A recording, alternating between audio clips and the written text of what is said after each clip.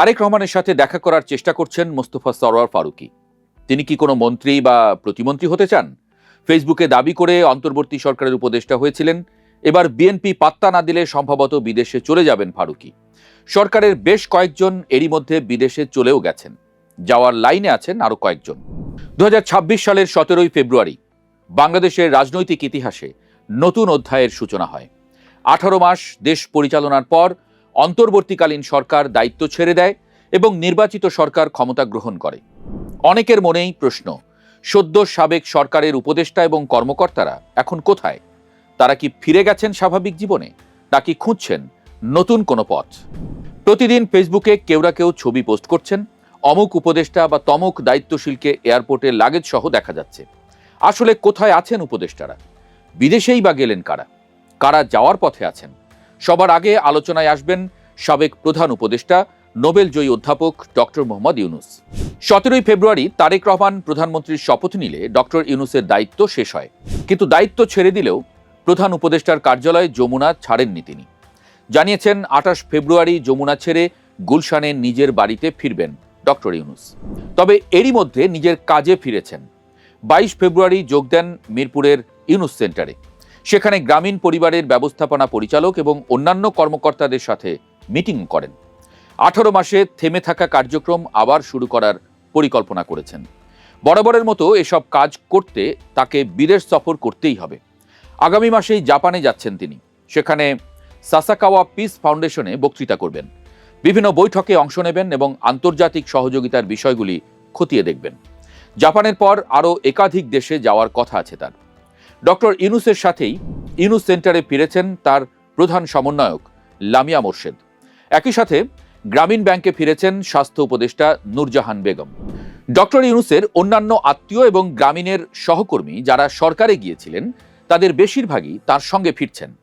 এবারে আসা যাক ইউনূস সরকারের আরেক ক্ষমতাবান ব্যক্তি, অন্তর্বর্তী সরকারের জাতীয় নিরাপত্তা উপদেষ্টা ডক্টর খলিলুর রহমান প্রসঙ্গে। তিনিই সম্ভবত সবচেয়ে গুরুত্বপূর্ণ নতুন দায়িত্ব পেয়েছেন। প্রধানমন্ত্রী তারেক রহমানের মন্ত্রিসভায় তিনি পররাষ্ট্রমন্ত্রী হিসেবে শপথ নিয়েছেন। তার দায়িত্ব বর্তমান সরকারের পররাষ্ট্রনীতি বাস্তবায়ন করা। ইতোমধ্যে তিনি যুক্তরাষ্ট্র, সৌদি আরব, চীন, ভারত এবং পাকিস্তানের রাষ্ট্রদূতদের সঙ্গে সৌজন্য সাক্ষাৎ করেছেন এবং বাংলাদেশ ফার্স্ট নীতিতে সমান অংশীদারিত্বের ভিত্তিতে সম্পর্ক গড়ে তোলার কথা বলেছেন। পুরনো পেশায় ফিরে যাওয়ার ধারায় সবচেয়ে পরিচিত মুখ সৈয়দা রিজওয়ানা হাসান। জাফলংয়ের সাদা পাথর লুটের ঘটনায় বিব্রত হন রিজওয়ানা, বিব্রত করেন অন্তর্বর্তী সরকারকেও। এর মধ্যে সাবেক জ্বালানি প্রতিমন্ত্রী নসরুল হামিদ বিপুর পারিবারিক ব্যবসা হামিদ সোয়েটার কোম্পানির মালিকানা তার স্বামীর নামে হস্তান্তর নিয়েও বিতর্ক ওঠে। তবে এসব বিতর্ক ঝেড়ে ফেলে উপদেষ্টার দায়িত্ব শেষে 18 ফেব্রুয়ারি থেকেই আবার বাংলাদেশ পরিবেশ আইনজীবী সমিতি বেলার প্রধান নির্বাহী হিসেবে কাজে যোগ দিয়েছেন সৈয়দা রিজওয়ানা হাসান। আইন উপদেষ্টা ডক্টর আসিফ নজরুল ফিরে গেছেন ঢাকা বিশ্ববিদ্যালয়ের আইন বিভাগে। বিশ্ববিদ্যালয়ের একজন কর্মকর্তা নিশ্চিত করেছেন তিনি 19 ফেব্রুয়ারি বিভাগে যোগ দিয়েছেন। সবচেয়ে নির্ভার আছেন সাবেক নৌ পরিবহন এবং শ্রম উপদেষ্টা ব্রিগেডিয়ার জেনারেল অবসরপ্রাপ্ত এম সাখাওয়াত হোসেন। অবসরের পর তিনি দেশের বিভিন্ন এলাকায় ঘুরে বেড়াচ্ছেন। গণমাধ্যমকে সাখাওয়াত বলেছেন, উপদেষ্টা থাকার সময় আমি সরকারি বাসায় উঠিনি, সরকারি গাড়ি নেইনি, বাসা থেকে খাবার নিয়ে খেয়েছি, ফলে পদ ছাড়ার পর আমাকে কোনো বিড়ম্বনায় পড়তে হয়নি। তার এই বক্তব্য থেকেই বোঝা যায় কেন অন্য অনেক উপদেষ্টা এখন সংকটে পড়েছেন। যেমনটি আইন উপদেষ্টা অধ্যাপক আসিফ নজরুল বলেছেন, সরকারি বাড়িটির জন্য মায়া লাগছে তার। সামাজিক মাধ্যমে গুজব আছে তিনি এই বাড়িতে ছাগলও পুষতেন। নির্বাচনের পরপরই সামাজিক মাধ্যমে ছড়িয়ে পড়ে উপদেষ্টারা দেশ ছেড়ে পালিয়ে যাচ্ছেন। সাথে সাথে এর জবাব দেন প্রধান উপদেষ্টার প্রেস সচিব শফিকুল আলম। 15 ফেব্রুয়ারি তিনি বলেন, উপদেষ্টারা দেশ ছাড়বেন না, তারা দেশেই থাকবেন। তারা এই দেশের সন্তান এবং ভবিষ্যতেও দেশের জন্য কাজ করবেন। তার এই বক্তব্যের পরপরই খবর পাওয়া যায় প্রধান উপদেষ্টার আইসিটি এবং টেলিযোগাযোগ বিষয়ক বিশেষ সহকারী ফয়েজ আহমদ তৈয়ব দেশ ছেড়েছেন। নির্বাচনের মাত্র 2 দিন পর 14 ফেব্রুয়ারি ভোরে তিনি ঢাকা ছেড়ে জার্মানি পাড়ি জমান। মোবাইল ফোন রেজিস্ট্রেশনের নামে ক্ষুদ্র ব্যবসায়ীদের পথে বসানোর অভিযোগ আছে তার বিরুদ্ধে। বলা হয় বড় কোম্পানি থেকে ঘুষ নিয়ে এই কাজ করেছেন তিনি। তবে ফেসবুকে পোস্ট দিয়ে এই অভিযোগ অস্বীকার করেছেন তৈয়ব। ফয়েজ আহমদের পর 17 ফেব্রুয়ারি নতুন সরকারের শপথের দিন রাতেই সিঙ্গাপুরের উদ্দেশ্যে দেশ ছাড়েন প্রধান উপদেষ্টার আন্তর্জাতিক বিষয়ক বিশেষ দূত লুৎফে সিদ্দিকী। তার এই তাড়াহুড়ো করে চলে যাওয়ার কারণ সম্পর্কে বিস্তারিত কিছু জানা যায়নি। আরেকজন যিনি ঢাকা ছেড়েছেন তিনি হলেন অধ্যাপক আলী রিয়াজ। যুক্তরাষ্ট্রের ইলিনয় স্টেট বিশ্ববিদ্যালয়ের শিক্ষক এবং প্রধান উপদেষ্টার বিশেষ সহকারী রবিবার রাতে ঢাকা ছাড়েন। তার বক্তব্য, ছুটি শেষ হওয়ায় তিনি ফিরে যাচ্ছেন। তবে রাজনৈতিক বিশ্লেষকদের মতে নতুন সরকারের অধীনে আর তার কোনো ভূমিকা না থাকায় এবং বিশ্ববিদ্যালয়ের শিক্ষকতা পেশায় ফিরে যাওয়াটাই তার জন্য স্বাভাবিক পথ ছিল। সবার অবস্থান কিন্তু এত স্পষ্ট নয়। সাবেক সংস্কৃতি বিষয়ক উপদেষ্টা ও খ্যাতনামা চলচ্চিত্র নির্মাতা মোস্তফা সরোয়ার ফারুকী দেশে আছেন নাকি বিদেশে গেছেন তা এখনও নিশ্চিত নয়। তার মোবাইল ফোন বন্ধ থাকায় ঘনিষ্ঠজনেরাও কিছু বলতে পারছেন না। তবে জানা গেছে নতুন প্রধানমন্ত্রীর সঙ্গে সাক্ষাতের জন্য তিনি একাধিকবার চেষ্টা করেছিলেন। তার ভবিষ্যৎ পরিকল্পনা এখনও অধরা। সামাজিক যোগাযোগ মাধ্যমে গুজব রয়েছে তিনি বিএনপি সরকারের অংশ হতে চান। শোনা গেছে প্রয়াত রাষ্ট্রপতি জিয়াউর রহমানের জন্ম শতবার্ষিকী উপলক্ষে 10 বছরব্যাপী কাজের পরিকল্পনা করছেন। এর মাধ্যমে জিয়াউর রহমান এবং তারেক রহমানের তুলনা করে ফেসবুকে পোস্টও দিয়েছেন। আওয়ামী লীগ সরকারে থাকার সময়ে আওয়ামী লীগ নেতাদের ঘনিষ্ঠ ছিলেন মোস্তফা সরোয়ার ফারুকী। তবে আওয়ামী লীগের বিরুদ্ধে জুলাই আন্দোলনেও ভূমিকা ছিল তার। সেই সুবাদেই নিজে আবদার করে অন্তর্বর্তী সরকারের সংস্কৃতি উপদেষ্টার দায়িত্ব নেন। এখন বিএনপির হয়েও কাজ করতে চাইছেন। বিএনপি তাকে গ্রহণ না করলে বিদেশে চলে যেতে পারেন, এমন কথাও শোনা যাচ্ছে। একইভাবে বিদেশে যাওয়ার চেষ্টা করছেন সাবেক পররাষ্ট্র উপদেষ্টা তৌহিদ হোসেন। গণমাধ্যমে বলা হয়েছে তিনি বর্তমানে বিশ্রামে আছেন এবং দেশের বাইরে কাজের সন্ধান করছেন। একইভাবে সাবেক শিল্প উপদেষ্টা আদিলুর রহমান খান শুভ্রও সব ধরনের যোগাযোগ থেকে নিজেকে সরিয়ে রেখেছেন। সুযোগ পেলে তিনিও বিদেশে চলে যেতে পারেন এমন গুজব আছে। বিদ্যুৎ এবং জ্বালানি উপদেষ্টা ফজলুল কবির খান নিজের বাসা ভাড়া দিয়ে সরকারি বাসায় উঠেছিলেন।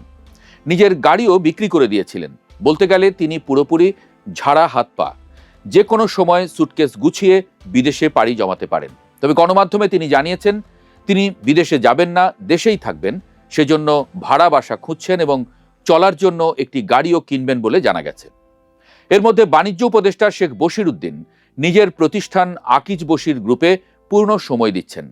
অন্য উপদেষ্টাদের মধ্যে অর্থ এবং পরিকল্পনা উপদেষ্টা ডক্টর সালেহ উদ্দিন আহমেদ, পরিকল্পনা উপদেষ্টা ওয়াহিদ উদ্দিন মাহমুদ, স্বরাষ্ট্র উপদেষ্টা লেফটেন্যান্ট জেনারেল অবসরপ্রাপ্ত মোহাম্মদ জাহাঙ্গীর আলম চৌধুরী, খাদ্য উপদেষ্টা আলী ইমাম মজুমদার, শিক্ষা উপদেষ্টা সিআর আবরার, মুক্তিযুদ্ধ বিষয়ক উপদেষ্টা ফারুক আজম, মৎস্য উপদেষ্টা ফরিদা আখতার, ধর্ম উপদেষ্টা AFM খালিদ হোসেন, প্রাথমিক শিক্ষা উপদেষ্টা অধ্যাপক ডাক্তার বিধান রঞ্জন রায়, সমাজ কল্যাণ উপদেষ্টা শারমিন মুর্শিদ এবং পার্বত্য চট্টগ্রাম বিষয়ক উপদেষ্টা সুপ্রদীপ চাকমা, এরা সবাই এখনো দেশে রয়েছেন।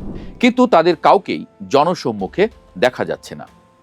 কেন দেখা যাচ্ছে না? খবরে বলা হয়েছে অনেক উপদেষ্টার মধ্যে মব আতঙ্ক বিরাজ করছে। নিরাপত্তা প্রোটোকল এবং পতাকাবাহী গাড়ি তুলে নেওয়ার পর থেকেই তারা নিজেদের গৃহবন্দী করে রেখেছেন। রাজধানীর কয়েকজন উপদেষ্টার বাসভবনের সামনে গেলে শুধু শুনশান নীরবতা। স্থানীয়রা জানান ওদের বাইরে একদমই দেখা যায় না। মাঝে মধ্যে কালো গ্লাসের একটা গাড়ি বের হয়, কিন্তু ভিতরে কেউ আছে কিনা বোঝা যায় না। এর মধ্যে গণমাধ্যমে রিপোর্ট হয়েছে উপদেষ্টা এবং বিশেষ সহকারীর মধ্যে আরও অন্তত 6 জন বিদেশে যাওয়ার জন্য চেষ্টায় আছেন। এজন্য বেশ আগেভাগেই তারা কূটনৈতিক পাসপোর্ট জমা দিয়েছেন। এর মধ্যে কোনো কোনো উপদেষ্টা আন্তর্জাতিক অঙ্গনে বিভিন্ন কাজে যোগদানের চেষ্টা চালাচ্ছেন। কাজের সুযোগ পেলেই তারা দেশ ছেড়ে যাবেন।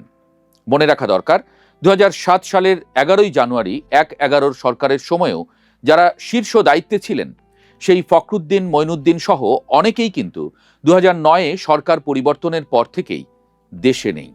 ডক্টর ইউনূস সরকারের নিয়োগ দেওয়া কর্মকর্তাদের ধীরে ধীরে সরিয়ে দেওয়া হচ্ছে। বিভিন্ন অধিদপ্তর, বিভাগ এবং পরিদপ্তরে পুরনোদের সরিয়ে নতুন নিয়োগ দেওয়া হচ্ছে। আগামী 1 মাস ধরেই এই প্রক্রিয়া চলতে থাকবে। ফলে বিদেশে যাওয়ার মিছিলও বাড়বে। এই যাওয়া আসা বাংলাদেশের রাজনৈতিক ট্রানজিশনের দলিল।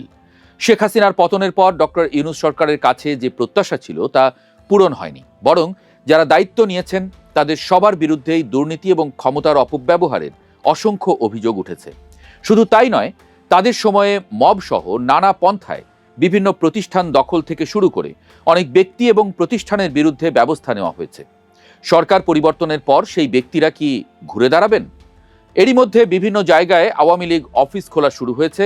আওয়ামী লীগ নেতারাও জামিন পেতে শুরু করেছেন।